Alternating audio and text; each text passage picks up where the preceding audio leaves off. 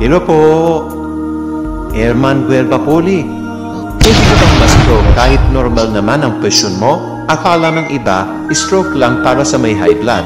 Pero ang totoo, pwede kang ma-stroke kahit normal ang blood pressure mo. Bakit? Kasi ang stroke ay hindi lang isang uri. May tinatawag na ischemic stroke na pwedeng manggaling sa bara ng ugat sa utak at pwedeng mangyari kahit hindi mataas yung BP mo.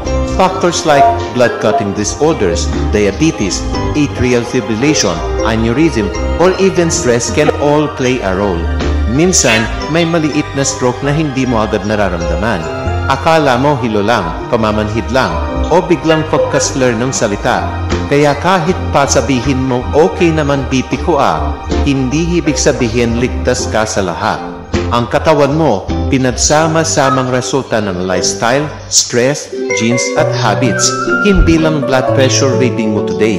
Comment awareness kung ngayon mo lang nalaman ito at i-share mo sa tropa mong feeling invincible dahil okay lagi ang BP niya. Ingat po palagi. God bless po.